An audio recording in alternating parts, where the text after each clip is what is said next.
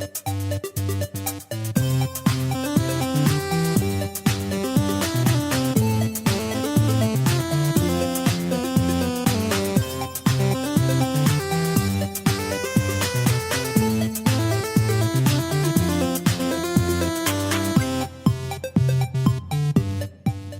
to everyone who are watching and listening. You are tuned in to the Unofficial Controller podcast. I am Scott from Marathon Gaming, and I'm joined by the legendary RGT. And we've got a very special show today because we're very excited. We've been talking personally, off air, and in the Discord in the last 48 hours about the Nintendo Switch 2 rumours and leaks. I myself done my own little YouTube short in less than 24 hours ago because we thought the drop was going to be imminently. We prepped for the show, thought we'd have a nice show, talk about the leaks and rumours, and then while we was prepping for the show, all of a sudden, the trailer dropped announcing the Nintendo Switch 2. So we're going to be talking about that. How do you feel about that, RGT? Are you excited? Yeah, I am. I mean, I watched a couple of big sort of Switch YouTube videos earlier, and they were saying, we don't really feel that excited because there's been leaks, there's been this, there's been that. But actually just seeing it and just a bit of confirmation, you know it's coming anyway, but it's just nice seeing it. It makes it real, like. Doesn't it? Oh, yeah. So I've got my little RGT savings ready, and I'm looking to pre-order this soon as that drops. Can't wait. It's like, it reminds me of, like, you know, when you're at work and there's someone telling you about their new car they're going to get. They're going, oh, I'm going to get this. It's going to have this on it. Those rims. I'm going to get these upgrade leather seats. And you're like, yeah, whatever, John. Same old story. Then you come in work on a Monday morning. John comes skidding in the car park. And you're like, whoa, it is real. There is a new car. And that's what we've got. A new shiny thing is going to be coming our way. So we're absolutely buzzing to talk about that. And that is what the main grips of this show is going to be. But before we get into that, we've obviously got to go into the most important thing at the top of everybody's mind is, what have you been playing, RGT? A little bit more Trine 5, not too much. I'm literally I'm about 2 levels from the end of that, so I want to get that knocked out and done now. Still brilliant, still loving it. Big fan of the Trine games, and this one is they've really got it. So it looks really pretty. Some of the graphics are really good on that for a technically 2D side scrolling sort of platformer. They've got that really good, and there's more tricks to your characters. There's more special things you can do. The puzzles are getting more in depth where you have to work out, you know, your wizard come out of blocks, you can climb on that and then get the thief to swing on the rope to then change to the knight you can break through. Brilliant little things like that. Really good little mind benders. So really been loving that. Been playing. Anyone new to this listing, RGT? What are you gaming that on? PS5. Playing on the PS5, yeah. Yeah, and how many hours do you think you got left on it till you see the end? Well, I'm hoping not many, because I mean, I looked at how long to beat, and I think they said that this was about 25 hours. And when I looked, before recording this show, I've put 54 in it. Oh, like I've been the same. That how long to beat? How's someone done that in 25 hours? They must have had a guide and just smashed through that, because I've been working it all out, and I haven't looked at it, you know, the odd little one where I thought I'm really stuck, but I haven't actually looked at what the outcome is. I've just looked and suddenly remembered there was a special move I had and I forgot about. Oh yes, I can do that. Yeah. So, but yeah, 54 hours I've put in that. But yeah, I love it. I love all the Trine games. I love the setting. I love the storybook mode. I love the fantasy mode. It's really good. It always sucks me in them games, and I could spend all day playing those. And Mrs. RGT like watching them with me, because she's like, oh, so what have you got to do there? And then I'll try and explain. She's like, oh, maybe you could put a box there, then hover that with non-gravity, and then put a swing rope there, you know, and we all work it out. And yeah, it's good fun. Good game. I'm glad you enjoy the puzzles. I struggle with them. I really do. I tried the Indiana Jones game recently, and anything that's got too much, even Tomb Raider sometimes gets a bit much for me. Resident Evil, anything that's too puzzle based. I think most games like that, those sort of Uncharted, Tomb Raider, Indiana Jones one, they're much of a muchness when it comes to puzzles.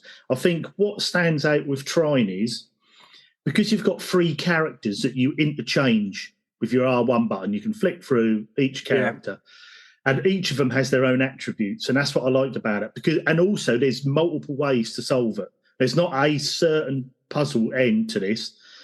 There might be a ledge that you can't reach, and then you've got each of them's got their own little attributes. So, like I said before, you could get the wizard who can summon up a metal cube. So then the metal cube you can then add non-gravity to, and that will float. And then you can change to the thief, who can then put a rope onto the... with different... Yeah, sure. It's just basically do it how you can do it, and then as you go through, you add more attributes to those characters, and you can do more things. So there's more and more ways to solve each one. It's really good. Oh, that's cool, yeah. I thought you meant you have to find which character, which can progress that section. I didn't know you could... You can just change on the fly. Ding, ding, yeah, it's quality. So you play the stories all three, but you're only one at a time, and you just flick through, and then the knight's good at combat. So when you get there, you have a bit of combat and enemies, so you can take them on with the knight, and he'll have special moves like a shield push and things. And you could change him to a shield push, jump up and change to the thief. He's got a bow and arrow, and then shoot the enemies from above, and then jump down, change back to the wizard who could put a wall up. So there's things you can do. It's just great fun. Also, Sandland is a game. I got this. Sandland? I got this for Christmas from Mrs. RGT / Santa. Is that like a tower defense game or a tactical? No, based. No. Oh, it's an RPG. Sorry, action RPG. Yeah, it's an action RPG. Very, very light sort of RPG elements, which is fine with me. I quite like those. It introduces people who are not really familiar with the genre. Yeah, sure. But I first saw this with watching Happy Console Gamer. Oh, Johnny was first talking about this about 5-6 months ago. The art style's fantastic. Reminds me a bit of Ni no Kuni. Yeah, it looks a bit like Dragon Ball Z, some of the characters. Yeah, that's like that. And you play a little demon called Beelzebub. Basically, the story is the world in the future is run out of water, basically. They had two separate forces had a fight over the water. Now there's a big fight for water. Demons are around in the world who also need water, and they're at loggerheads of each other. But then this ex-army sergeant comes to this little demon and says, look, if we work together, I think there's a secret spring of water. We need to journey to it. And then that's just an open world. You then get purchase of a little tank, which is brilliant because you can take enemies on with your tank, with your shells, but you can also upgrade that tank in different areas. You can go down caves. It's that basic RPG elements, but it's a different set and different story, and that's really good fun. I'm playing that on a PS5. Runs smooth as silk, looks really good. Trine's on Nintendo Switch, but Sandland isn't on there, is it? It's a little disclaimer if anyone's tuned in for Switch. No, I don't think so. I don't think so. I'm not even. I don't even know if Sandland's on Xbox. I'm not sure. I know. I think it's banned on Namco, but it's definitely not on Switch. I just looked it up, but it's really good. I definitely recommend it, and especially if you're a bit like me, you've been wanting to get into JRPGs and RPGs. But you want to be eased in gently, and something that's a bit more easy to learn and to pick up and to upgrade and to learn the story. This is perfect. It's great fun, really good game. Went very much under the radar. I think I saw a couple of adverts for it when it released, but then it was basically Johnny on Happy Console Gamer, my favourite YouTuber, watching him, and he was raving about it. I thought, right, that went on the Christmas list. So been enjoying that. Another one that's really got me sucked in on the Switch. Go on. Rush Rally Origins. Oh, yeah. I did download that, I think, a couple of years back. So I remember hearing about it from some guys that were on Nintendo Switch previously. Yeah. Is that a top-down rally game? No, it's not, is it? Yeah, it's top-down. Is it top-down, like almost a little bit retro-y? You can have isometric or you can have top-down. I must have this. And I believe it is made by the guy who was one of the original developers of the Colin McRae games back in the day. So that's all you need to know. That's credit on its own. I've played it handheld. I've played it on the big TV. Looks really good, actually. Sounds really good. I've had a little glitch with the sound sometimes. if you crash, it then cuts the sound out for like a millisecond and comes back. But minor gripe. Actual gameplay. I mean, I got this because I think it was one of your Discord users on your Discord, Scott, had said that was on offer. Yeah, I'd mention it. Yeah, he'd mentioned it was on offer, and I had it in my wish list. So Christmas time, I went across, and it had been dropped from, I think it was $12 to like $3.50. So I was like, well, I'm going to download it for that. Very good. Yeah, I was going to say, I was just looking to see if it's got a physical. Looks to be out of stock, and it did, I think, at some point. I think they had they had a rush rally. Rally might not be the Origins one. They had, they had like a 3-pack of the first 3 games, I think, as a physical for the Switch. Oh, okay. But that's brilliant. You can tell us made by rally fans. They haven't got the licenses, so I started off with a Mark II Ford Escort, as I'm a big Ford fan. But that was called the Fandu Companion rather than the Ford I was wondering what he was Escort. going to say. I thought he was going to say a Ford Escort. I don't know, a Ford Technor. I was going to say. So rather than an Escort, it was a companion. And obviously, that's a good shout. Yeah, all the rally drivers, they've messed their names about a little bit, but you know who they are. So rather than Sebastian Loeb, you've got Sebastian Lube.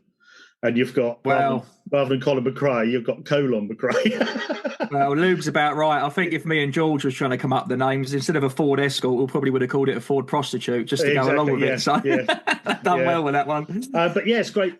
Gameplay, control and everything is fantastic in this game. Yeah. You know, it reminds me a bit of that Mantis Burn Racing, where you can really play that. That's a great game as well. And you can get in that flow once you get your handbrake and you flow through the corners, and that's telling you how you're doing in each little stage of the rally. It's brilliant fun, and I've gone through. You can do rally, you can do rallycross, time trials. It's quite an in-depth game, really, for how much it is. I've done and you start off in like you can upgrade your car. So your first 6 upgrades will be a D class. If you go over 6, then you're a C class. You can go up to 12 for that, and then on. And then a B class is 18, and then 24 for. So I've done all the Ds, all the rallies in D class. I've done all the rallies in C class, all the rallies in B class, and I've got 2 left on A, and I've done all the rallies on it. So been absolutely loving that. But that's for the money. I mean, £3.49. I've put 20 hours in. Oh, mate, what a bargain! Everyone loves a good racing game. Oh, brilliant. Next one is I had pre-ordered, nearly forgot about it till it turned up, on my Evercade. I had the Life on Mars / Metal Dragoon double pack came through. So I've just started Life on Mars on the Evercade. For all you, if have you played Super Metroid? Yes. Oh. Did you like Super Metroid? Be honest with you, no, and it's going to feature later on because apparently there's been rumoured well, you didn't like Metroid Prime. No, so I'm thinking of Metroid Prime. Yeah, I didn't play Super Metroid on the SNES. No, I didn't play.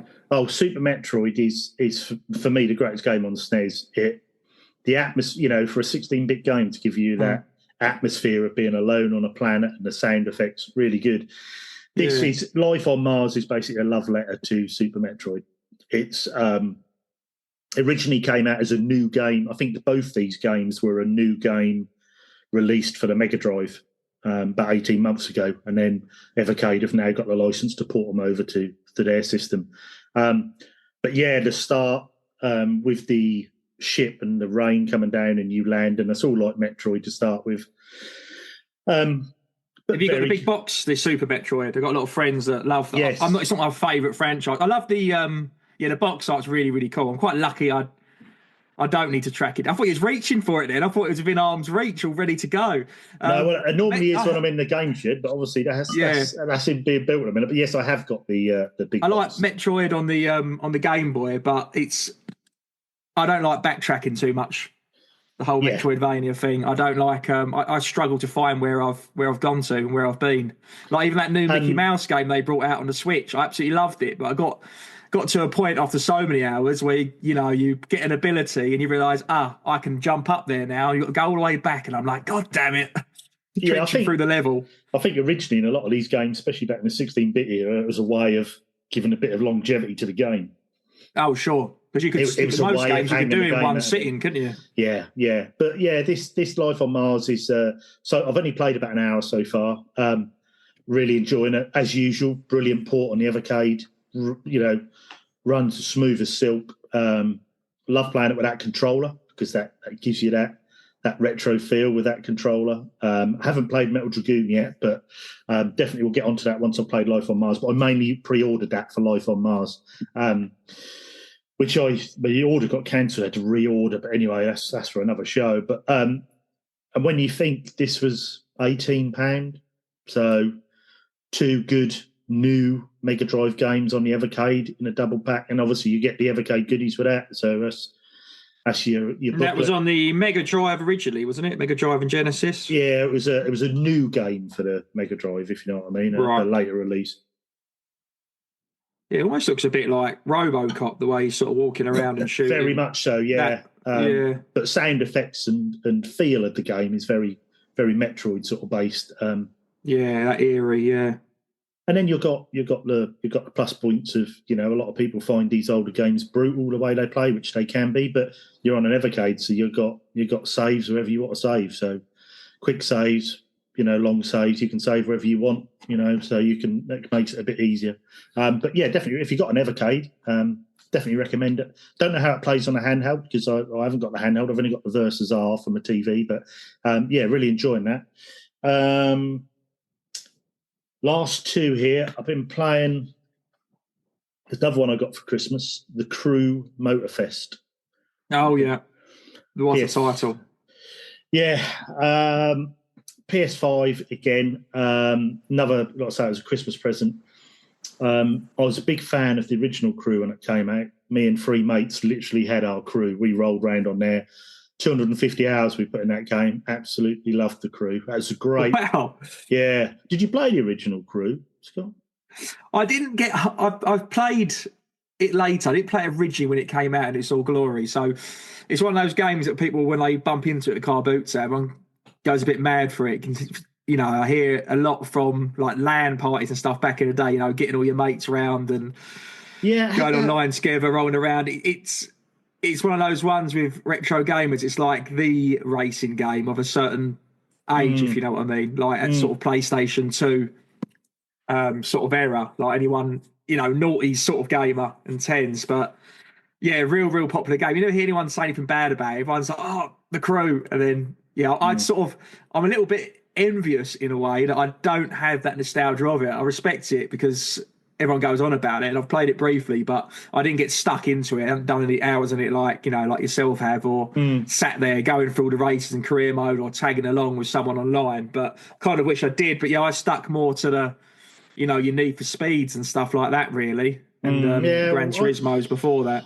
I'd sort of, this was on PS4, and I'd pre-ordered it because I'd heard about it, done a bit of research on it, and I thought, oh, well, this is going to be good. If you can roll around with 4 of you and do the story missions as a crew together, I thought this could be good, It's well cool concept, yeah. Yeah, Ubisoft done well with that, but then Crew 2 came out and they sort of drifted away from that concept and went more where you can change into boats and planes and different things and do different races. I platinumed Crew 2, put the hours in. I did enjoy that. I even got up on one of the races. I was very high up on the leaderboard for times. I think I even got in the top 10 at one point. But so I love that. Oh, sorry, it's a 360. It's 360 era. I thought for some reason it was the generation before that. So it'd be like 360 PS3. Yeah, I thought it was PS2 for some reason. I played PS4. We played on it. Released on PS4 2015. I think it came out. Yeah, so the original would have been 360 then. And you can pick it up quite cheap now. Only £2 on CX. But if you go on the stores, like the problem is if you want to play the Crew on the PS4 and that, the servers are down and the game's taken off. That's not on there now, so I don't think you'd even be able to play, because obviously it's a live service game in a way, so I don't think you'd be able to play it. But great game. So when this Crew Motorfest come out, I was a bit, they drifted away from that original Crew. I wasn't quite sure. But anyway, Mrs. RGT got it for me for Christmas. I've been enjoying it. It's recommended to me as well from Digital Mongery from the Discord. He said it was like a Forza for PlayStation.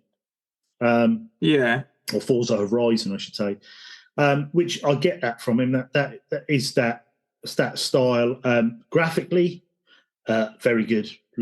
there's these races where when you're on the because this is based in Hawaii, but you'll get like the Japanese races where in Japanese cars or drift cars, and it's all neons and synthwave and looks phenomenal. I tell you what, they have done very well, and I know we always say Ubisoft games are 7 out of 10 mid, but what they do well with this is the DualSense.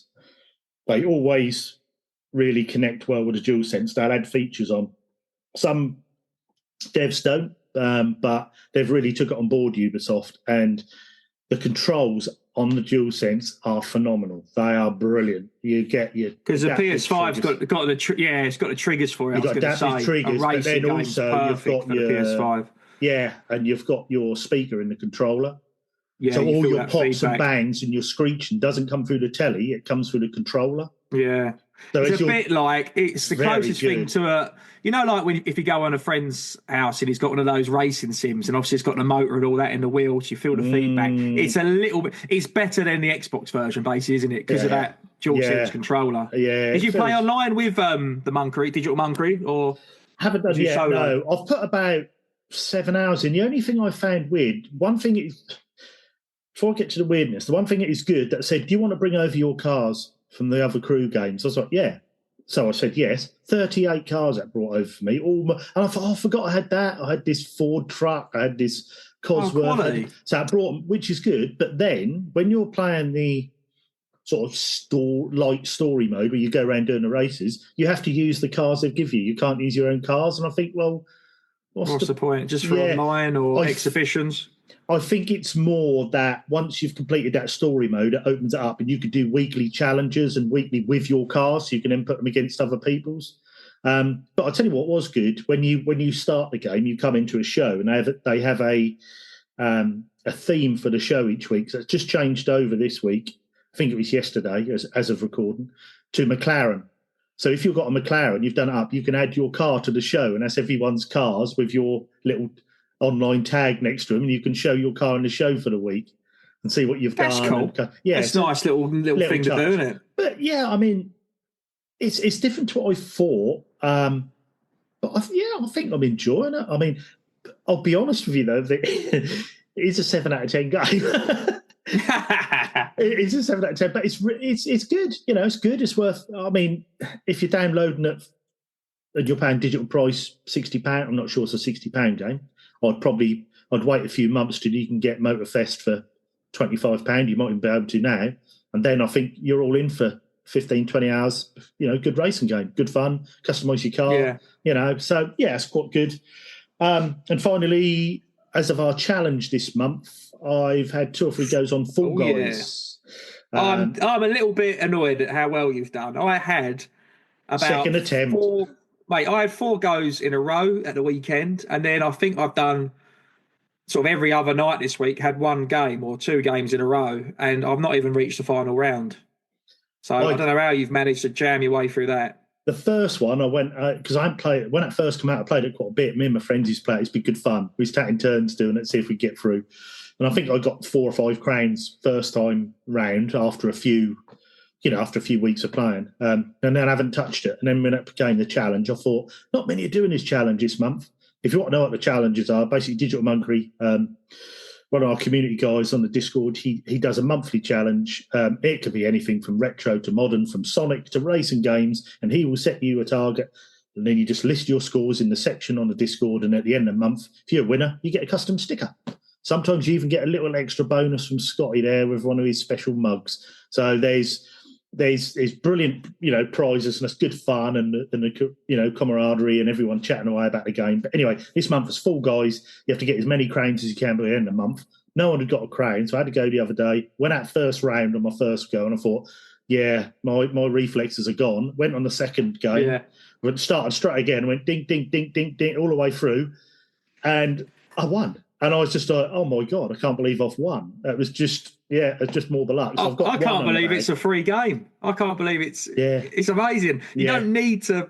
I've played, so I looked up there, I've had it for ages. I've done like 20 hours on it. So I've been playing it like, it's one of those ones that's been around. Everyone's sort of like, let's jump on that. And for community nights, that sort of thing. So I'm quite surprised it's it's so, it's free. It's so cheap, it's free. But I'm hoping we're going to start off a proper leaderboard tomorrow because I've got a friend, fellow YouTuber, Retro Ed UK, big fan of the show as well. Oh yeah, I watch his channel, Retro Ed. Yeah. I'm sure he'll be listening because he's a big fan. And he's coming over to mine tomorrow, and I've done a little itinerary of what games we're going to play, and I have stuck in Among Us because I thought we might as well do solo, taking turns, few beers, and try at least get a crown and both get on the leaderboard. And do you know what? Because if you do get consistent and you build up the championships, we had a big winner last year. Ginge cleared up, and there's always a little prize. We always throw a little something, but Ginge, because he was the champion of the year, he got himself a copy of Tekken on the PS5, and we sent him a little trophy. So that was a nice little thank you for Ginge for being such a big player. But we can't have him winning again. We can't have him being back-to-back champion. Surely not. He won so many months. He was so far ahead. Yeah. But yeah, if you're ever interested, jump on our Discord. Come and challenge accepted, say hi. If you need a refresh because I've scrolled up a bit, just ask on there. Just ask one of us, what's the challenge this month? We'll get Digital Monkey to repost it. While you go, have a bit of fun. And it's good to have that little competitive edge. Gets you into games you maybe so not played. More fun. Yeah, and it gives you it reminds me of the like the reason why I love arcade games and retro gaming in general. Where there's a purpose. You want your high score, you want your name on the board. You're not just playing at your own. You've got nothing to show for it, Yeah, what we used to say is you never get bored when there's a high score. If you take the high scores off, 100%. There's no reason to go back and play it, is there? So, but yeah, that's pretty much what I've been playing. So what about you, Scott? What have you been playing? Well, I probably should have gone first because in comparison, I was about to say 3 games ago, RGT, you have done a hell of a lot of gaming. I didn't think I in the past week since we last chatted. Obviously, to be fair, at the Ponzi's, we didn't actually go through.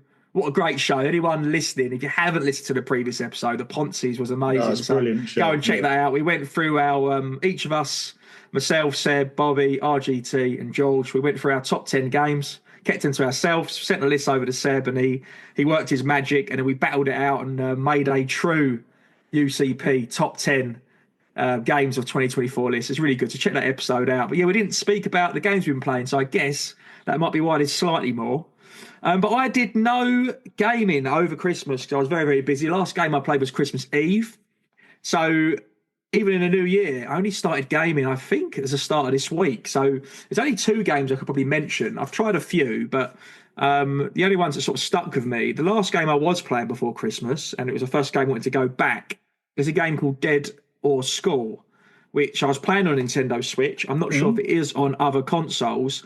It's sort of a retro-looking, side-scrolling Metroidvania platformer, but it's got every category. It's a RPG slasher, if you know what I mean. Oh, so wow. you got different, very fast-paced, lots of enemies. You level up, you grind. You got to get, pass keys to progress. Basically, the story is you're underground, and it's like a fallout in the whatever year future. People lived underground for so many years. There was a big problem, and everyone at the top's basically a junkie, and they all died and, revolt into weird things. A bit like a modern day crackhead, I guess. And then you're trying to work your way up the levels. A bit like Hades, I guess. You're trying to work your way up to the surface. Is it like roguelike, is it? It's not a roguelike. It is an RPG slasher. Oh, okay. It is an RPG game, but it looks like a side-scrolling platformer. But yeah, you've got, you have a katana. You've got different rocket launchers, weapons. You can upgrade them.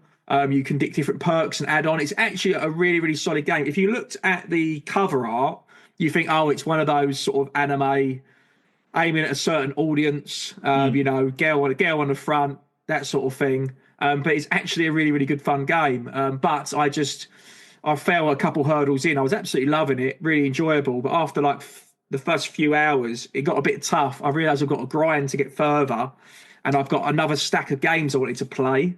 So I moved on. So I did try a few other games. Finding Teddy on the Switch. It might be Finding Teddy 2, which was a remake of the Wii U game, which is quite expensive on the Wii U. And then I was looking around on Game Pass. So I tried a bit of Indiana Jones, but only briefly. I tried a few different games, Peggle, and then I went and downloaded a few games on the Switch. So I went back to the Switch. I downloaded Peglin, Pizza Tower, played both of those briefly, no more than half an hour or so. There's a few games in your eShop, wish list that you want to check out. So I was doing that, but the main one that I've been stuck into all this week, so the only one worth talking about, is I've been playing. If you might have seen this in the Discord, big up Bada Binkster, because I shared a screenshot. He knew straight away. I've been playing the Mafia, which is a definitive edition, which I believe was on a PS4, which I think is a remake of the first Mafia game. And to be honest with you, RGT, a bit ashamed to say, don't think I've played a Mafia game. So I don't think I played any of the trilogy from like the PS3. Good friend of the show, Mike Graves done those, so he was a developer on those. So yeah, Retro Gamer Boy. If you haven't heard of him on YouTube, check him out. Yeah, I knew he'd done the Getaway. I didn't know how heavily involved he was with Mafia. That's made me like it even more. But yeah, a big fan of Mike. And obviously he's been a guest on the show a couple of times, isn't he? Yeah, fantastic. Yeah, so really, really enjoying it. I got it on sort of like an easy story. I just want to see the story out. I really want to complete it, but it's something. As soon as I'm not sort of free roaming. I guess originally you could free roam a bit like GTA or LA Noir. It feels very much like LA Noir. Noir is how you say it? Noir. Feels very much like that. It's obviously that time period of, I don't know, 1920, I guess, or something like that. But yeah, I just love that they time capture period. the scene well, don't they? With the cars and the radio and the music. Yeah. It's good. It's really you feel cool. like you're in that era. If you're like me and you have been living under a rock, basically the first story is you're basically a cab driver, and it's basically a fictional Chicago, because it says it's a fictional place, and it's in Illinois, which should be Chicago. It's that sort of area of the gangsters and mobsters there. There's a lot of Italians like there was in New York, and there's two gangs operating only in certain parts of this town or city, and you're a cab driver. You're waiting for a fare, smoking on a cigarette, and then you get caught up in there's a bit of crossfire. So mobsters run around the corner, they jump in your taxi, tell you to drive. Next thing you know, you're driving them around. They sort of realise you've got them out of trouble, but they don't want you to tell anyone, so they go and speak to the Don, give you a bit of money, and then they say, look, if you want any more help, come back there and we can look after you. And he's got a few money problems, so he goes back there. Next thing you know, you'd slowly turn into a gangster. It's really cool what happens, because you realise you're no one at the beginning, and all of a sudden now I'm like top boy. So yeah, it's really, really good. So what are you playing this on? Yeah, really, Scott? I'm playing it on the Switch. No, I'm not really. I'm not. I'm playing this on the Xbox Series X, so it's on Game Pass. So yeah, if you've got Game Pass, do check that out, because really, really enjoying it. It looks absolutely beautiful. Good. But you're making me want to play it. I'm thinking, I love that. I want to play that, and then I'm kind of curious of the others if they've been remade. I guess they have, because I think Bada Binkster they've done a trilogy. They've done a Mafia trilogy. Yeah. So, but the only Game Pass, but I might have to look at that. I think the only thing is, if you get the trilogy on the PS5, because the third game was quite new or late in the life cycle of the PS4. If you try and play the third one on the PS5, it can be a bit glitchy. It's one of them that doesn't quite run that well on the PS5. So bear in mind. But the first two are good. Yeah, first two are brilliant. The third game's a good game, but it doesn't. Yeah, it's get that sort of graphic glitch every now and then, which I had a similar thing with the Warriors when I downloaded that off the store. I love the Warriors on the PS2. Yeah, I love that. I think I've spoken about this on the show before, but it was a bit naughty. I downloaded the Warriors $11.99 whatever, because I loved it on PS2. I love it on PS5. I played the PS2 version. It's just graphically glitchy. So I Googled it. It doesn't run on the PS5. I was like, why have you let me spend $11.99 on that when it at least put a warning out? There's nothing to say it doesn't run on the PS5, but you let me download it on there. I thought, that's a bit cheap. But yeah, so Mafia 3 is a bit like that. But yeah, I think they're on the premium service for a while. I don't know if they still are, but definitely play those Mafia games. But I'll check out the PlayStation Premium, because I went straight on Game Pass, because I hadn't been on there for so long. I thought, I might as well have a look before I cancel the old membership. And there's always something on there that sort of keeps you going, doesn't there? Dangles a carrot. And I scrolled through and I was like, I want to play this. I want to play that. And that's what I did. Sort of that one got me. But yeah, I played sort of an hour, 2 or 3 missions. Last one I did last night was I shot up a funeral. I won't say any more than that in case it's a spoiler. I threatened a priest, so that was very from pasta to pasta. Yeah. So yeah, that was Yeah, real good game, really, really solid. But I'm sure everyone has heard of it, unless you've been like me, like Harry Potter under the stair cupboard. Finally got around to play it, but that's the thing. There's so many great games. It is hard to get time to play them all. But that is pretty much what I've been playing. That's what you've been playing. But what I want to be playing is a Nintendo Switch 2, and I'm sure everybody, by the time this airs, would have seen the trailer. So we've got a little sneaky trailer today of about 2 minutes. There has been everyone in the cat's mother sharing their leaks, rumours and stuff. I guess it all started without talking about what we know and what we think we assume. I think, RGT, what sort of made me realise it's definitely happening is, did you see the tweet from Walmart that sort of it shared a poster from the original Nintendo Switch release of Mario, and I was like, that's a big company, that's a naughty, they know something. And then I saw some guys doing some research looking at what chips could be in there, like micro SD cards, and they realized there was some big manufacturers in Australia already selling them online as a Switch 2, and there were some accessories already sold, and it's like, oh, this is coming, man, this is coming. With the internet, with the little internet sleuths that are on there, you can try and hide things, but they will dig them out and find them. Do you know what I mean? Listen, and also, I think Nintendo and that, normally they're pretty strict with their stuff, but they'll let that run. That's building hype. They like the hype to be built, don't they? And they're like, you keep trying to find stuff. You keep trying to find it. We know you want it. So I'll tell you what, if anyone's... Are you seeing their first year's forecast?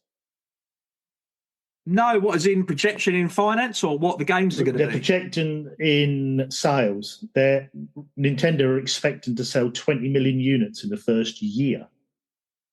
Well, I'm just hoping have. Wow. The biggest rumor was in the first year. Yeah, the biggest rumor, which I think we talked about when we thought the Switch 2 was coming out, but we knew there was no rush because the Switch is doing so well. We talked about it in previous shows. We was hoping, well, I was anyway, that they had everything settled and they're mass producing it, because what I'm really worried about is if we have the same thing with the scalpers with the PS5 and Series X. I mean, it didn't affect me because I actually waited a few years until it was halfway through its life. But if I can't get that at launch, mate, I'm going to be fuming. Yeah, same here.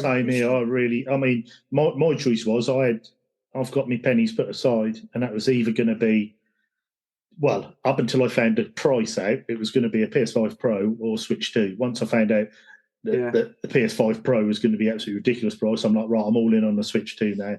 That money's sitting there waiting. We're going to pre-order. I want to pre-order. So, I'm looking forward to this. But what did you... Sorry, Karen. I was going to say, are we right to assume obviously, other than that trailer, it said at the end, didn't it? We've got a direct on April the 2nd. Yes. Obviously, that's for us. I don't know if it's different for America or Asia. I'm assuming, obviously, a worldwide show. I'm assuming, let us know, guys, hop in the Discord if you're from any other continent, if it did say something different. But I believe that was sort of... I think they normally do. They normally do the same direct, but obviously in a different time scale, innit? So it's normally... It'll be like lunchtime in America, evening here, and then late evening somewhere else, sort of thing, and they'll run it at the same time. Especially with this, I think they'll just go, there'll probably be millions of people watching it as well, live as well, I expect, on YouTube. Yeah. So, shall we dive into what did you think was revealed as certain, RGT, from the trailer? So I think we've all sort of got our own assumptions of what you could see. There was a few there wasn't too much like we said before we went on air. It didn't say, it's this size screen, it's this size that. It just showed images. It was all moving parts. So it was kind of like, what can you see within this trailer? It's one of those ones that you need to watch it back 5 times in a row, and each time you watch it, you go, it might mean this. It could be that. That's that Nintendo little tease again, isn't it? They won't. Yeah, are we right to assume? Yeah, are we right to assume it's going to be no OLED? Is that what we think? I mean, was it crystal clear that it's going to be? I heard it was going to be an LCD, but I was hoping it was going to be OLED because I love the OLED. I think the screen on the OLED is phenomenal. I mean, I know people say the Switch is underpowered and blah blah blah blah blah, but I went from a Switch Lite. I never had the OG Switch. I went from a Switch Lite to an OLED, and the screen's phenomenal. It really is. The colours pop, and I was hoping for that. Maybe they've gone for a longevity of battery, so they've gone with LCD. Don't know, but I think it's just to sell one halfway through its life. I think that's all it is. To shift I some think more you units. bang on. We'll get an OLED Switch 2 after 4 years. Because if there comes out of a Steam Deck 2 or a PlayStation Portal Plus, if anyone tries to compete in a few years down the line, they'll just bring out the OLED. And I feel like that's what they've done previously. You had the Steam Deck and all these emulators, and they went, because everyone was using the Switch as a foundation, then looking at its flaws and making it better. And then they went, bang, have an OLED with more battery life. So I reckon they'll just do that. People will still buy it. I think you're right. I think the LCD screen, we obviously saw us now larger screen. So it's an 8-inch screen, I believe. It's over 8 point something. So the Switch originally was, I think, 6.2. The OLED 7, and I think this might be like an 8.3 or 8.4. So it's significantly bigger, including because it showed on the trailer 2 of the Switches, the current, and it showed it transform into the Switch 2. It showed even the Joy-Cons is bigger. Yeah, and I think the reason they've done that is because with the OG Switch, it had a bezel round. So to make the OLED, all they done was remove the bezel to make the screen bigger. So you're still basically the same size outside of the screen. Whereas in this, to go 8-inch, obviously the Joy-Cons aren't going to fit. But by also doing that, Nintendo style, you're going to have to buy the new Joy-Cons. If you've got a collection of Joy-Cons now for your old Switch, they aren't going to fit on there. So you're going to need the new Joy-Cons. What? I might actually, I'm glad you said that. I might have to make a note, RGT, because I was talking to someone recently actually on YouTube, and they said about how much controllers are worth at CEX, and they said stop sitting on your controllers, trade them in. And like I've got so many PS4, Xbox One, I've got so many Xbox controllers, even Wii controllers, Wii remotes. I've got so many nunchucks, and I've got one or two pro control. Well, I've got an official pro controller for the Switch, which I always use, and I've got like an unofficial one from Audi, like a Pokemon one or something like that. Same here, that's what I've got. Now I have so many different Joy-Cons because every time they brought out a new color at the start, I kept buying them, but then they kept bringing more out. So I've got like I've got the the original ones that come with the Switch, which was I've got the Pokemon one, so it's the Eevee, the gold and the yellow and the Pikachu. But I've got different ones, so I might as well be smart and trade those in now because I'm not going to need more than one or two spare controllers, am I? Let's be honest. No, be interesting. And that leads us on to the new connection system for these Joy-Cons, which is you can see a little plug-in, almost like cart-like plug-in, but also magnetic. So they've got a rail now which fits inside the screen, which links them in, which has me worried a little bit that they're going to be strong enough.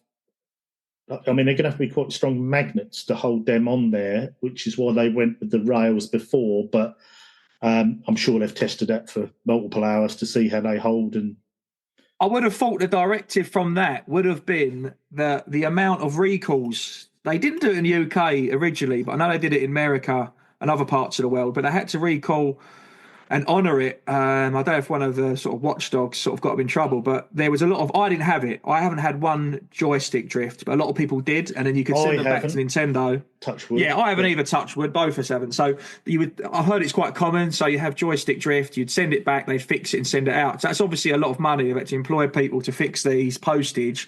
So they've probably gone. Do you know what? That hasn't worked. So it might be to avoid that. Well, I wonder as well, if you notice on the little direct we saw, the brief little show of it, if you look at the bottom of the analog stick, it looks slightly different. It looks more curved now. And I'm wondering, do you think they've gone with Hall effect sticks to knock that drift straight out of the water so they'll never have drift? I wonder if they've gone with Hall effect sticks, which would be a masterstroke if they have, because drift is gone then. You can't get drift on Hall effect. So I think that's I think that's the directive. I think that's where it's come from. They look slightly different, but also the nunchucks completely changed, which is brilliant, really, because that's probably the only thing you could slag off about the system, other than obviously wanting it more powerful and all the other bits. The actual Joy-Cons themselves, you want them a bit bigger, definitely, because because even if you're holding one of them, you have to put it in a holder. You have to put it in a little, two Yeah. together or one, a little third party holder. So if you're playing Mario Party around a family 4-player, it's an absolute nightmare if you're not a child. So yeah, I think they've made it. They've made it bigger. Also, they had I think it was on the right Joy-Con as you look at it, or right-handed Joy-Con, they had an extra button on the bottom. Now they haven't labelled that button, so what that button will be, I don't know. That's going to be interesting.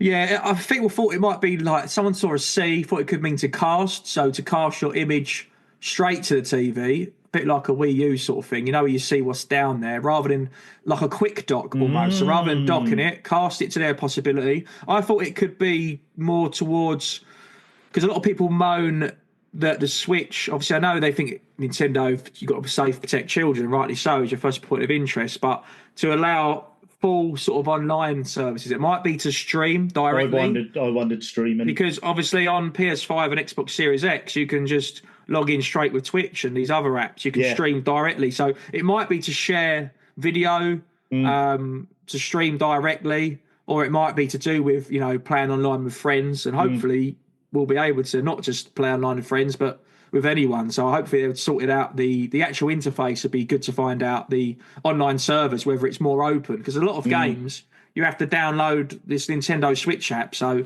no one does it, let's be honest. We all make a WhatsApp call or go on Discord to talk to each other, but you can't jump in random lobbies, can you? No, that's old school now. That needs sorting, which hopefully they have done. Old hat.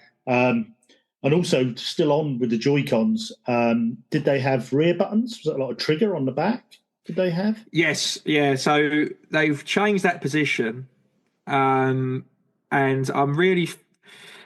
I think so. I'm sure we're going to get to this, so we might as well say it now. I know I mentioned it in a video I put out yesterday. Is we believe it's obviously you could see from the trailer, you could see them moving along the Joy-Con in a different position. So they made it look like a little mouse, didn't they? They made it like a mouse, and I wish Seb was here, because is it Civilization 7? I think the last one was 6. I had it on the Switch. Sid Meier's Civilization. It looks like they're gonna make it like a mouse, a point and click strategic games is what I thought as well. I'll tell you what else as well. What made me think?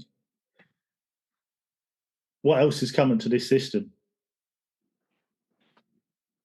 Oh, go on! What you got me here? Call of Duty. How do people like to play Call of Duty? So to allow a pro gamer to get some of that PC audience, no one. That's what I'm thinking. Do you reckon? That's what I'm thinking. Yeah, I think Call of Duty. Throw your PC in the bin, Seb. We're coming over. You're coming your to left the dark Joy-Con side. in your hand and use it. I know you can't use keys, but you can use the left Joy-Con. The other one you can use as a mouse on your mouse mat. I tell you, that's what I'm thinking, because that's coming over, Call of Duty. So you're telling me I could be gaming on a Switch while using a mouse on the other Joy-Con? I could be Skyping Pastor or Stingray, talking to the Ray himself, sharing my screen. The future is here. The future is now. And I think for Nintendo's point of view, when we had the original Switch, the gimmick was taking the Joy-Cons off, putting the Joy-Cons in, and then undocking and putting it straight in your telly, which is good, which we'll have again, and it's brilliant, and I love that idea. I think it's fantastic. I've loved my Switch. But they needed that little bit extra. You can't rinse and repeat. You need to offer something again. So that's why they've gone down that mouse route. They're not only a Joy-Con, they're a mouse. It does get me a little bit worried if they are Hall effect and they are a mouse. This is all, by the way, listeners and viewers, this is all our theory. This is not all set in stone. But how much are these Joy-Cons going to be? Yes, there could be some tech in there. Do you know what? I hadn't even thought of that. It could be triple the price. If they take the HD Rumble out, which no one really sends to use anymore, you could save a bit of money there to then go over. But we'll see. We'll see what the prices of those. GT, while you've mentioned that, I think you're spot on. I'm sure you know Switch Up, big YouTube channel in the UK. Yeah. They're really good. They do videos daily. They're really good for gaming release news. So I watched a video of theirs on my commute home today, because they mentioned about the Switch, and they mentioned the things that all the rumors and stuff like that, but they mentioned about the HD Rumble as well, and they think that could be taken out because I don't know if you noticed. Apparently, I didn't notice it, but at the end of the video of the trailer, it said some games will not be Yes, compatible, and it will be exactly. revealed Yeah. later. So, what are some games that it's just a minor little disclaimer? So, it would be something that is old hat with the old system that wouldn't be carried over. So, removing that rumble effect, which Yeah, doesn't get used, makes sense. it could be like them 1-2 switch games, something like that. That's exactly it. Yeah. Or they could be going down the line of some licenses are ran out. But I would imagine it is more. I reckon the HD Rumble's gone. I reckon that's gone, and I reckon so. Then games aren't going to be compatible. Which, if it is, that's not many, is it? That's not many. So it's not a massive library you're losing out of that. But the actual system itself, what did you notice on the actual back of the system itself? Well, that stand, I feel like it felt too familiar. I was kind of wish it was different, to be honest, because it was on the. I saw so many 3D printed leaked models, and it's exactly like it. I was like, "Oh, come on, guys!" It's just like a more hollowed out OLED stand, isn't it? But yeah, which is great, really. For I didn't mind the little stand that it came with. I always use that on a train or plane or hotel. I didn't have a problem with that little tiny kickstand, but this is a more solid, durable stand. But then again, if the Switch is 30% bigger in size or whatever it is, and it's a lot heavier, then it's probably going to need a more sturdier stand, to be honest. Going back to Joy-Cons, what I did notice was I'm not sure about the analogs so much, but the buttons did look bigger. I know it's a bigger Joy-Con, but they did look bigger, I'm not so much bigger, but they look closer together, which would suggest they're bigger, which I've got no problem with that at all. Because we've got quite big hands, so the buttons are quite small. You don't notice it too much, but if they can get them ergonomics up a little bit more, that's definitely going to benefit the system. But I also noticed 2 USB-Cs as well. Yes, 2 USB-Cs. one at the top. Yeah, we've got a USB-C port, so we've got there's one at the bottom, one at the top, which is quite handy, I guess, for charging and using. So multiple purpose, I guess. Yeah, I think what I normally do on my holiday, I've got one of those little Hori stands. I've got a little Zelda Hori stand, only about £11, £12, and then they lift the screen up so you can charge underneath with your cable.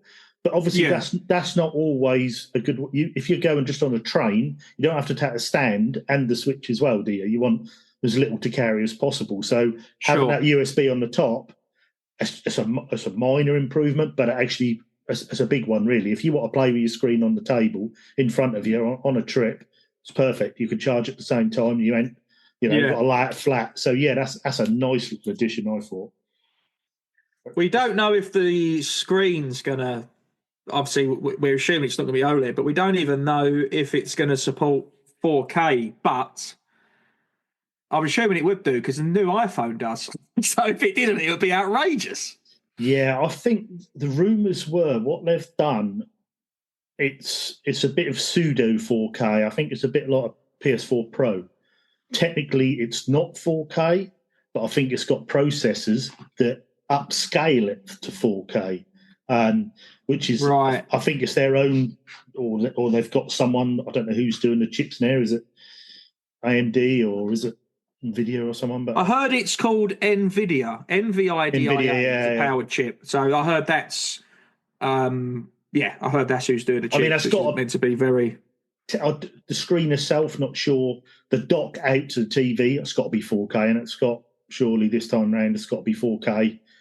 It's got to be. If not, Seb's going to have me over a barrel. So I hope so. Yeah, I think it's got to be 4K. We also saw, I think some people sort of missed it. They said at the end, obviously we done the backwards compatible. We said some games are not going to be compatible, but they did show a Mario Kart playing on the screen. Yeah, it's hard to know if it's a standalone game or more bloody tracks.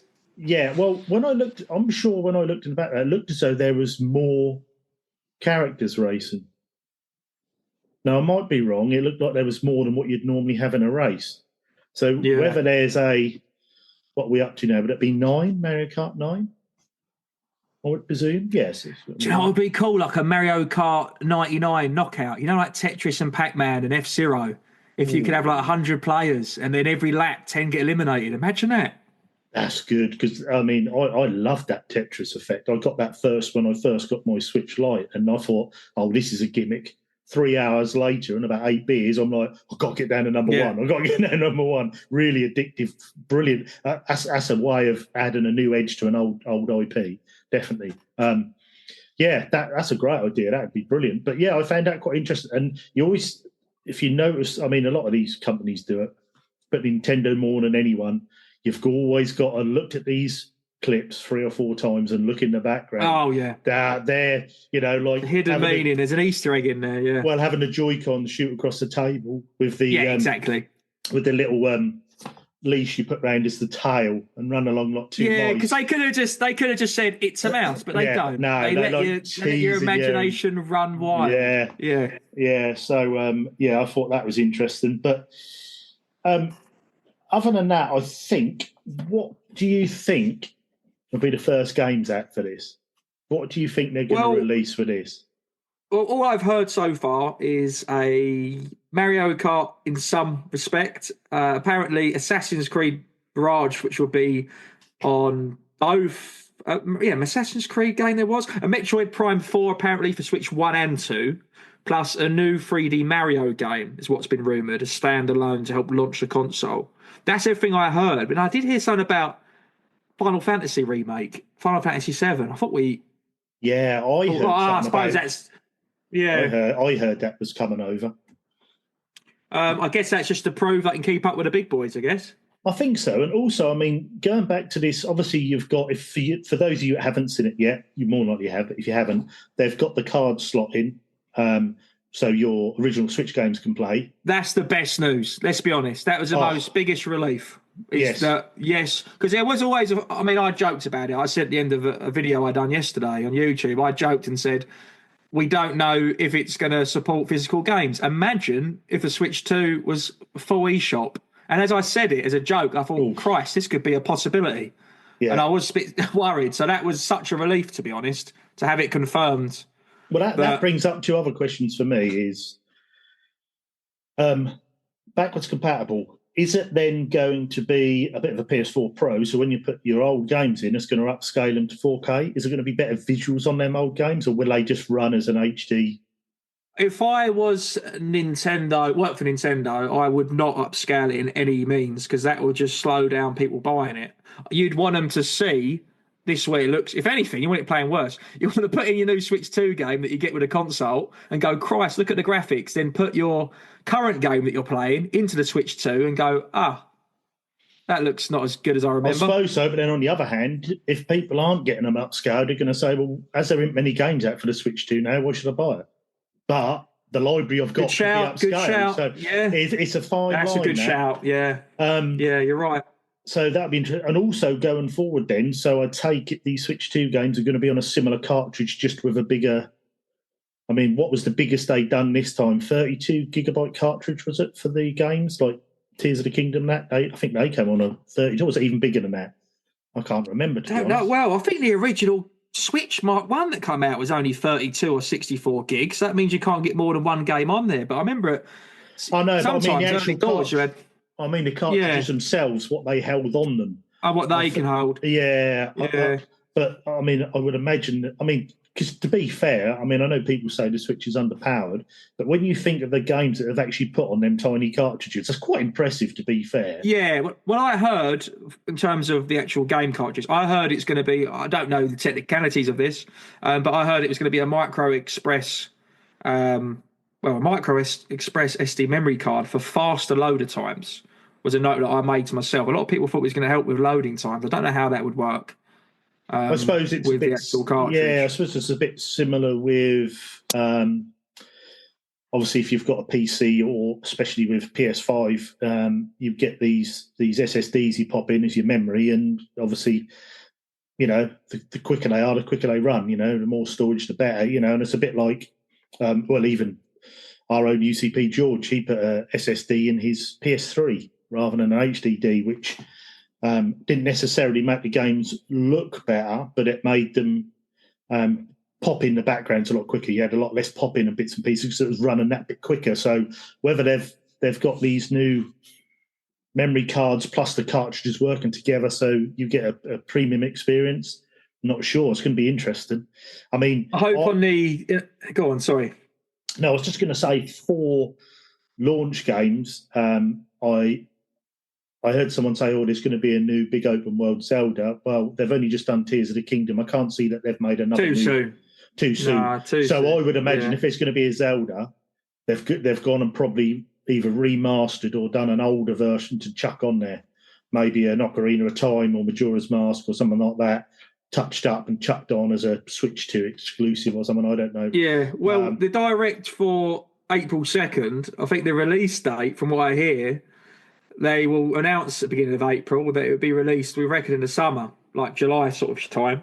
It's from what I've been hearing from people. I heard July, Yeah, in the industry. So if that is the case, it's genius, really, because you've got a nice 5 to 6 months running time before Christmas, and that is enough time to get a good solid half a dozen launch games and then a couple of big titles each month, and then it allows third-party developers to see what the system can do, tweak a few games, and they can have a big smash up to Christmas. And also at Christmas, I'll tell you what, if it's going well, then what will they do at Christmas? Special edition packing? I'm hoping we get some sort of VR thing announced, because then I can fully pull George away from the PlayStation. He's already enjoying himself on the go. So, yeah, I'd just love it if we could have something like that, something to incorporate. VR would be cool, just to see someone else try and do it, because it hasn't quite taken off, has it? I know what Oculus and stuff does its own thing. I love my PSVR 1. I haven't got PSVR 2. Big failure for me. PSVR 1 was a big plus for me. I thought it was brilliant. They sold 4 times the amount they expected to sell. It was supported fairly well up to about halfway through its life. Really good games. It was a great experience. But I think also if the Switch 2 is as powerful as what they're saying it's going to be, similar to a PS4, PS4 ran VR. There's no reason why the system can't. And then you could imagine a VR world Mario, where you're looking all round a bit like an Astrobot. I mean, that would be phenomenal. Oh, wow. Yeah. That would be phenomenal. But I mean, a lot of this is ifs and buts, and this is what we think it's going to be. Even the memory, we don't. I mean, like I sort of touched it briefly earlier. I think we originally had 32 or 64 gig, and you had to instantly get. I brought a memory card early doors, and Christ, you needed it. So I mean, we need 100. Even 128 is probably laughable these days because the games will be bigger. So there's rumours of 256 at the off. And then obviously there's such large cards you can add in anyway for storage now. It's got to be 250 minimum inbuilt, and then 256. I would have thought you can get 1 terabytes now, can't you? Quite easily. You can.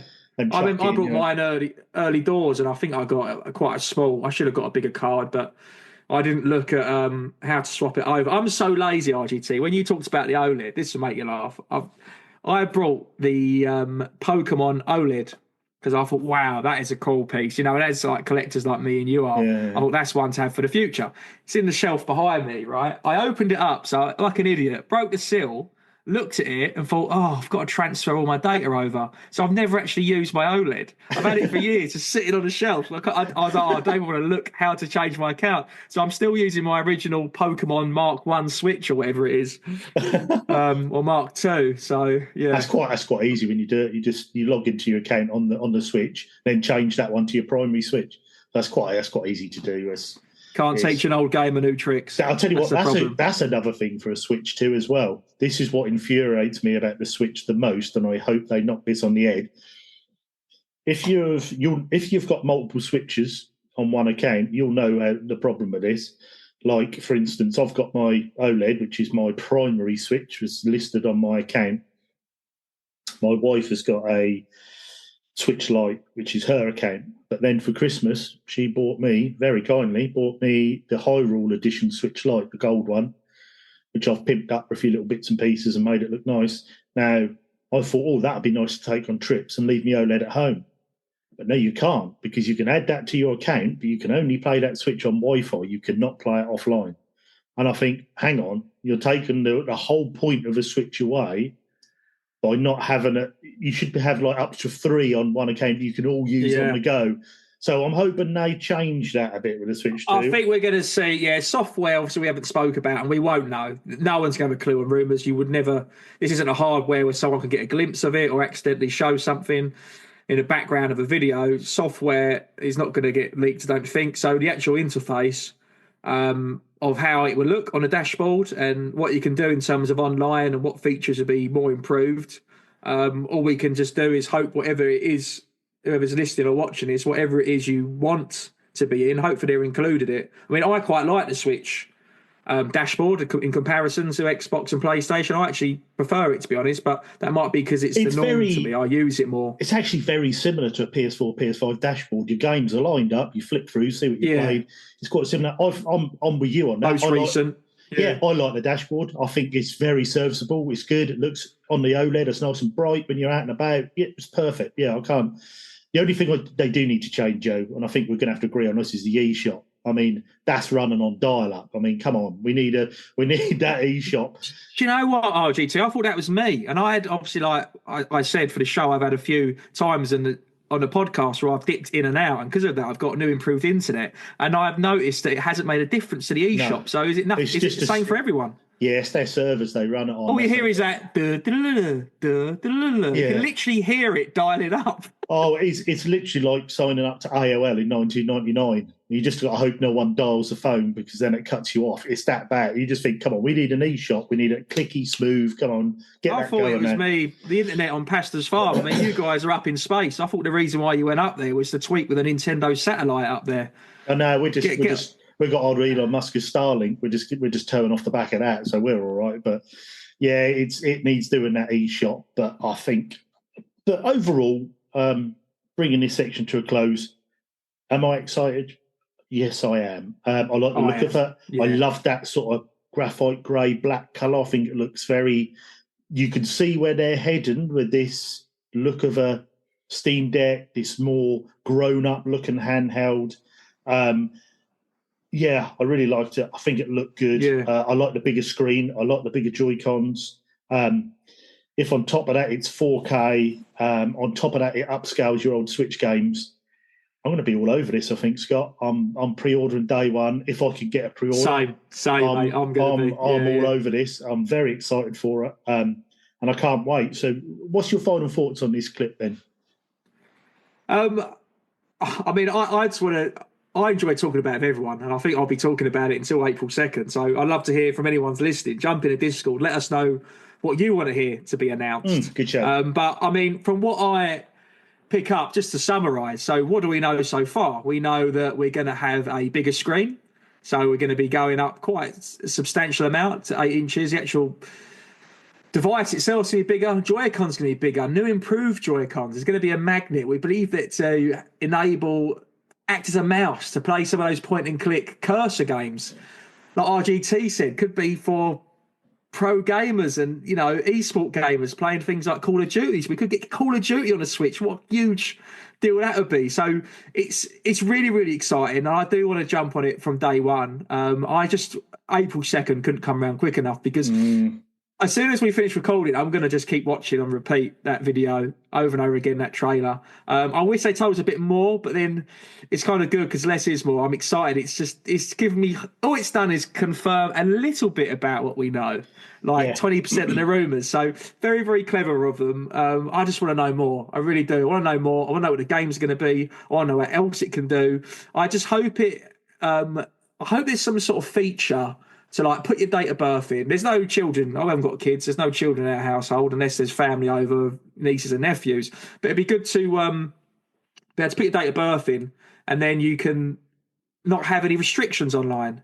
So rather than have to be game with friends, you could just play with anyone with some of them more sort of, I say adult themed games. I mean just anything that's over 18. If I'm playing Dead by Daylight, Friday the 13th, like a big online server game, you have the most fun with those if you can talk voice chat on mic and stuff. I just hope they sort that out because I've got so many friends who play on PlayStation, Xbox. They won't come over to Nintendo because that bit seems a bit childish. They're like, well, I can't do this, I can't do that. So I hope they sort the interface out because no reason why they can't do both. No. If you want provisional lock, parental lock, that's fine. You can have it some sort of thing enabled on there. And I know you can get now a QR code as your friend code, so it's easier to share and stuff like that. Your gamer tag. But yeah, but we only know a little bit about the hardware. We don't know what the actual system can do, its memory, how powerful it is. We haven't seen enough from game footage trailer. Like we haven't seen any realistic game trailer of what the machine really can do. So it leaves a hell of a lot to the imagination. And let's just wait for April 2nd to come around and hopefully that will confirm it will be coming out in the summer. So start saving those pennies. How much do you think it's going to be, RGT? I heard rumours $400. What was it before? $299? I believe so, yeah. I think it was $299 the Switch, wasn't it? I reckon they can squeeze four. I would have thought $449. I thought they could even squeeze $499 because of the Joy-Cons. Unless they do, I'll be annoyed if Joy-Cons are sold. No, they can't sell them separately because it's a handheld device. They can't, can they? No. I think $449 is about where the money is. I think if you're aiming for $499, you're creeping scarily close to Steam Decks and bits and pieces. You've got to be, even you can pick up, PS5 now for $350, whatever it is. So I think you've got to be a little bit careful. But I think $449. I think you'll hit the nail on the head there. I think that's where it's going to be floating around about that price. Would I? It sounds a lot of money, but then when you've got I know it's a different system. I know before everyone goes mad in the comments, but PS5 Pro. 700 without disk drive. I mean, you're 800-900 in the hole if you want to buy a PS5 Pro. So 450. Up to 500 is reasonable. In this day and age. Let's be honest. Yeah. You got to pay 500 quid for a half decent telly. You got to pay 500 quid for a half decent laptop. You got to pay 500 quid for a half decent phone. So if you want to pay for a very good modern console, you're going to be looking at paying 500 quid. I think it's a no-brainer, really. You can't complain with it. It can't be 200 quid. That'd be ridiculous because that's the price of 2 games. Exactly. Almost, No, I think you're about right there. If it's just under 500, around about 450, 500, I'm happy with that. I wonder how different the docks will be themselves. Assuming the old docks might be. Yeah, it's be interesting to. I saw one of the guys change with them. One of the guys on Nintendo Live saying, "Oh, we found it interesting because the screen peered out over the dock a bit." Well, my OLED does as well, so I don't quite know what he meant by that because my OLED. No, I think even my normal Switch does. To be honest, that's just literally when you pop it in, that shows you can see the battery on it, so you can see. Yeah, of course. Yeah, so I don't quite know where he's going at, but yeah, it'd be interesting to see. I mean, they shoot it, didn't they, with Switch 2 on it, and yeah, so it's going to be interesting. I think I'm looking forward to that. I think we might have to move on to our subscribers. I think we've wrapped it all up. Yeah, I think that's everything we've covered. So basically, if you're interested, if this is the first time you're listening to this show, if you've enjoyed it, if you think, oh, that RGT, that Scott, they like their Switch, it's quite interesting. If you're a Nintendo fan, Xbox fan, PlayStation fan, retro fan, come on our Discord, come and have a listen. If you liked it even more, we do our little subscriber list. So we have tiers for that. Basically, when you listen to our podcast on your podcast provider of choice, you can link down, support the show as called. The show will always be free. Don't get us wrong. But obviously, in this modern day and age of expensive things, and a podcast is quite expensive to run, so every little helps. It keeps the lights on at UCP Towers, and basically our tiers are $3 a month is you get read out on every show, which you will hear in a moment. $5 you are read out on every show, and you get yearly art merch, which basically means we're like a band, so every year we do it like a new album. So we refresh our artwork. If you're $5 and above, we'll send you a little bit of merch, whether that be a fridge magnet, whether that be a poster, whether that be a bit of wall art, whether that be a mug, whether it be a pen, you'll get it for a $5 and above. $8, read out on every show, yearly art merch, plus access to the Unglorious chat. So in our Discord, there is various different channels, as we spoke about, challenge accepted. There's my hidden gems on there. There's literally anything from culinary delights, what you've been eating, holidays, what movies you've watched, music. We chat about everything on there. But there's also one called Unglorious Chat. So it's basically for the $8 and above people. They have a little chat in there. They can come and chat to us. have a chat, talk about the shows, talk about anything they want. So that's just that little extra private area for them. $10 is read out on every show, yearly art merch, plus access to an glorious chat, plus quarterly Zoom chat with hosts. We've done 2, I think, or 3 of these. I think it's 2 so far, which I have hosted. But we will switch up this year. Hey, switch up! We'll switch up with these this year with different hosts. Basically, I just do a Zoom call. You jump on that Zoom call. We normally do between an hour, 2 hours. We record them and trying to put them on YouTube. We didn't the last one because we had a bit of an accident with a hard drive, which meant it disappeared. But we will record them and pop them on YouTube. If you don't mind being on YouTube or you'd like to be on YouTube, you'll be on our video. And basically what we do in this Zoom chat, we just nerd out. We talk games. We talk films. You can show us your pickups, anything you've got, bring them along, pop them on the screen. We'll all have a good chat. We're all gamers. We're all nerds. And we absolutely love it. So that is your $10 tier. Now, RGT, do you mind if I share an exclusive invitation to our listeners? No, not at all. Because just speaking of Discord and community, so this coming Friday, the 24th, so it might be next Friday, depending how quick we get this show out. So on Friday the 24th, so next Friday coming, I'm actually going to be doing a sort of marathon gaming community night with some people from my Discord channel. So we're going to be playing a few games, so it is going to be open to anyone who's listening to this, and I will put that across as well to everyone in the UCP. So if anyone wants to come on, we're probably going to play potentially a lot of Fall Guys, or maybe a bit of Among Us, a bit of Mario Kart, something that we can all play online together. So if anyone is listening to the show, not if you're just first-time listener, maybe you're a silent listener and you haven't jumped in or got involved, you want to see what it's all about, it's a good time to jump in the Discord because we're going to have a nice potential, a few of us joining in a little community night on this coming Friday. So if you guys are free, put it in your diary on Friday evening UK time, maybe 6-7 o'clock. We'll be online for a few hours and hopefully have a few games and a bit of a laugh. So if anyone is free, see you there. And don't forget, if you enjoy the show and you enjoy Scott's passion for the Switch, well, check him out on Marathon Gaming on YouTube. Fantastic channel. That's how we first met, for me subscribing to his channel. And yeah, it's mostly Switch, but there's other games as well. There's a bit of retro. You collect Game Gear. You've got Game Boy Color on the go at the moment. So if you like a bit of retro, you like Switch. A lot of Game Gear. Ooh. Yeah. And also, Scott, he's got his own Marathon Gaming YouTube Discord. So, jump in there too. We all chat between all the different ones between us. So it's great fun. Anyway, we'll get to our subscriber list now. And I will start with the first one, which unfortunately I have to read, which is Carlos, the One Man George Fan Club. No, it's just only one, but anyway. And then we have Firm Returns. Amazing. And we've got Trestles of New York. Thank you very much again. A long-time listeners to the show. A man who is very local to me. I need to arrange to meet up with him. That is Badabinkster, but it's actually spelled Bababinkster in front of me. Have I been saying it wrong all this time, or is that a spelling error? That's me typing too quick. That's my sausage. That's my sausage. I felt bad. I was going to say I speak to him most days on a Discord. I thought I'd been calling him the wrong name, but yeah, big shout out to Badabinkster. That's me sausage thumbs when I was texting. He's our Italian friend, so we have to say Badabinkster. Oh, legend. I've met up with him a few times now. He's such a great guy, passionate about his game. And we met up. We had a little mini UCP meet-up, which is another thing we do quite regularly. We had one in Norwich a few weeks ago. It was great. I went up on the train. I was actually on the train playing Rush Rally Origins on me on me Switch. Yeah, great guy. Absolutely brilliant. Yeah, it's a great lad. Then we've got Tingle Tuner.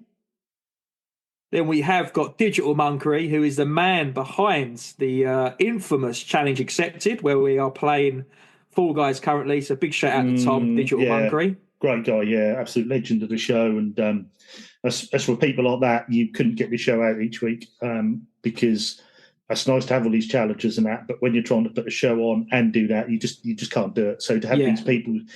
Appreciate the help. Yeah, passionate volunteers like this. Also, check out Digital Monkery's YouTube channel. He's a big collector, got an amazing collection. Check him out on YouTube. Oh, he loves his Mega Drive at the minute. If you're into Sega Mega Drive, head over to Digital Monkery on YouTube for sure. Amazing collection. Next up, we have Rose Space Monk. Then we have the Gaming Gram. Then we've got Bald Border. Then we have got Bulba. Your community manager and Discord manager, fantastic guy. And Skip same the again. next one out. If it weren't for him, who's this on here? We'll skip that one out. Someone's using your name.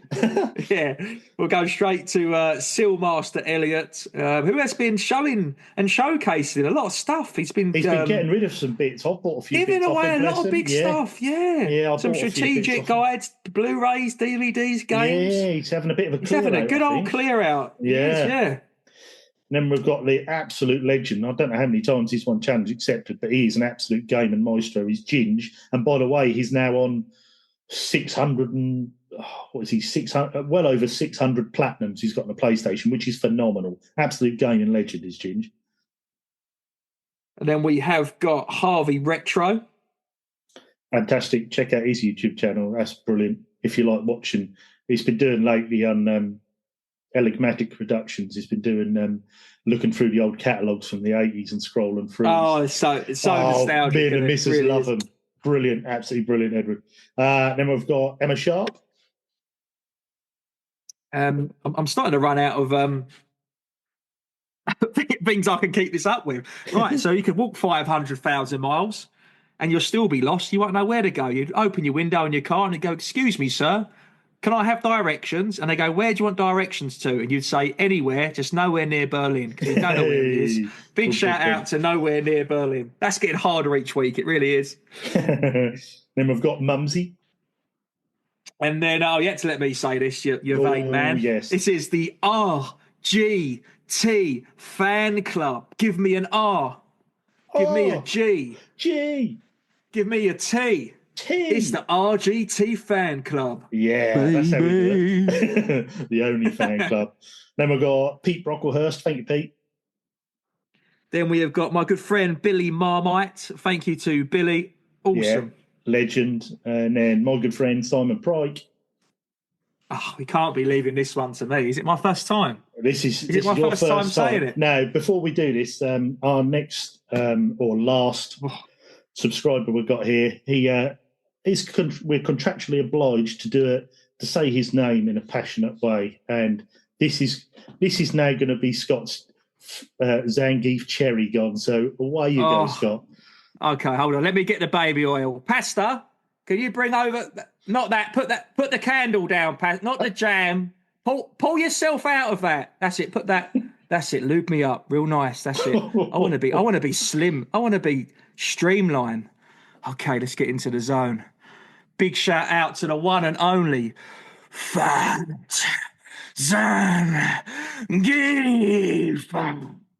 Oh wow! I think you might have just took the number one spot then. I enjoyed that a little bit too much. Thank you to Fat Zangief for. I might be having that on playback later. A message tone on the bus, loud. Yeah, thinking your earpods are connected.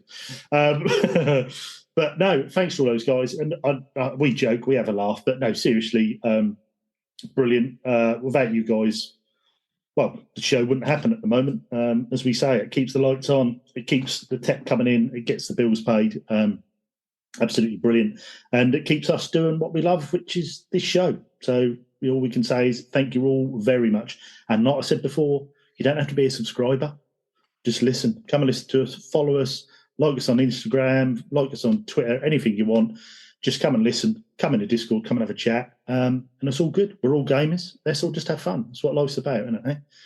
That's it. And guys, if you can do us a favour, if you are a long listener of this show and you listen on Spotify, Apple, or wherever you do listen to it, even if you do not listen or watch via YouTube, if you have a YouTube account, head over to YouTube, type in the Unofficial Controller podcast and hit subscribe, because it would help us. So if anyone can go over, share any of our videos, I would strongly, if you can watch one video, just one video a month, I would say watch the Ponzi's, because we had a good laugh. Yeah, but yeah, even if you, I mean, if you've got YouTube premium account like I have, it's absolutely awesome. You could even lock your phone and it will still play YouTube. So yeah, if you can give us a little follow, if you can give us a little follow subscription on YouTube to Unofficial Controller Podcast, it will help massively. But yeah, thanks to everyone who has listened so far, everyone who listened in 2024, and whoever is continuing listening in 2025 and watching with us.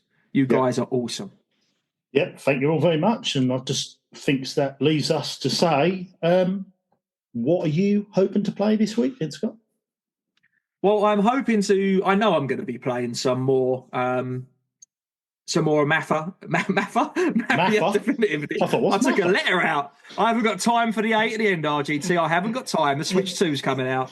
Bit of math. Some more Mafia Definitive Edition. So we're playing a bit more of that. I'm going to be playing some Fall Guys, joining with Challenge Accepted.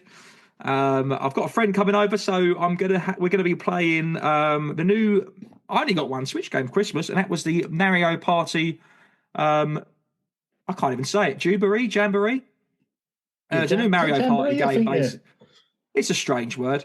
There's a new Mario Party game basically on a Switch, which is a third one for the system. I love all the Mario Party games, but they're very fun with a friend. I'm a big board game and tabletop game nerd, so what I love about Mario Party, it incorporates mini games with a board game. So yeah, we're going to play that together, which would be really, really cool. That's probably it until I complete Mafia, and I'll probably be on the show next week talking about that and what I'm going to play after that. So that's probably a bit of me. What about you, RGT? What do you hope to play? Try and get Trine 5 done. Hit that on the head, get it done. Bit more. You're spinning too many plates, RGT. You really are. That's what I mean. I need to go back to Trine 5, get that done. Sandown needs to be done. I got distracted with Rush Rally Origins, Life on Mars, Crew, but definitely more Fall Guys. I want to try and get another crane because I feel there's going to be a little rush of people getting cranes towards the end of the month, and I'm thinking, I'm not going to be there for long at the top of the tree. So try and get some more crane, and that's great fun playing that. It's easy to pick up. Quick 10 minutes on Fall Guys, see if you can get cranes. That'll be good fun. But yeah, pretty much finished Trine 5 and all them other bits I've been playing and just get stuck into one, I think, and go from there. But I think that is pretty much me, Scott. That's it. So thanks to everyone again. We are the Unofficial Controller Podcast. And just remember, it doesn't matter if you're given the unofficial controller. It's what you do with it that matters. Thanks very much. See you soon. Laters. Bye.